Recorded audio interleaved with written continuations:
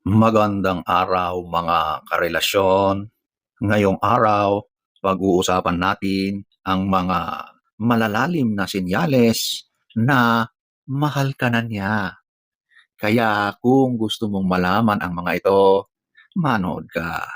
So huwag na tayong magpaligoy-ligoy. Number one, yung kahit nakita na niya yung mga negatibo sa iyo, yung mga saltik mo, yung mga masasamang ugali mo, yung mga flaws mo, pero andyan pa rin siya. Ito ang isa sa pinakamatinding patunay na mahal ka nga niyan. Kapag nakita na niya ang totoong ikaw, pero hindi siya umaalis. Nandyan pa rin siya. Hindi siya lumalayo. Hindi siya nawawala. At higit sa lahat, hindi niya ginagamit yung kahinaan mo para husgahan ka. Tandaan mo, ang tunay na pagmamahal nasusubok kapag nakita mo na lahat ng kahinaan ng isang tao at pinili mo pa ring manatili sa relasyon. May mga lalaki kasi kapag nakita na nila ang flaws ng isang babae, unti-unti nang nawawala yung nararamdaman nito sa kanya. Pero kapag naiintindihan niya yung mga flaws mo, nauunawaan niya at tanggap niya, wow, ibang level na talaga yan. Ang taong handang makita ang flaws mo at mag-stay pa rin siya, yun ang taong nakakakita ng value mo bilang karelasyon. Yun ang totoong pagmamahal. Hindi takot sa imperfections, kundi marunong magmahal sa kabila ng mga ito. Number two, inaayos ang sarili niya para sa iyo. Kapag mahal ka ng isang lalaki, hindi lang siya basta nagpapakita ng effort sa panlabas na aspeto. Minsan pati sarili niya, inaayos niya, nag-a-upgrade siya. Kasi gusto niyang maging karapat-dapat siya sa iyo. Mapapansin mo yan sa mga simpleng bagay. Yung bigla siyang nagiging conscious na sa kanyang pananamit. Siya na ay mas nagiging responsable. Kung dati wala siyang pakialam, iniiwasan na niya or binabawasan ang mga bisyo. Alam niyo, ang lalaki, kapag tunay yung pagmamahal niyan, madalas yung bisyo na yan, tinatalikuran na talaga. At eto pa, iniingatan niya ang kanyang reputasyon. Ayaw niya itong mabahiran kasi gusto niyang makita mo yung best version niya. Ginagawa niya lahat ng mga ito para ipakita sa iyo na deserving siya. Siyempre, may kasamang pagbabago, pag-aayos ng sarili, at pagiging mature.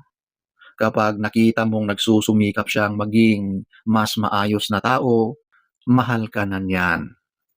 Number three, kapag may away kayo, inaayos niya ito. Ang relasyon, hindi dapat iniiwasan ang problema, kundi dapat hinaharap at pinagtutulungang ayusin ito. At ang lalaking nagmamahal, kapag may tampuhan, hindi siya umaalis, kundi sinusuyukan niya. Hindi siya yung tipo ng lalaki na kapag nag-away kayo, bigla siyang aalis at sasabihin, "Bahala ka nga diyan, ang arte-arte mo." Hindi pa siya humihingi ng sorry kahit meron din naman siyang pagkakamali o kasalanan. Ang lalaking nagmamahal, ibinababa niya ang kanyang pride para sa taong mahal niya. Kung tunay kang mahal ng isang lalaki, kayang-kaya niyang isantabi ang kanyang ego or pride para sa relasyon ninyo.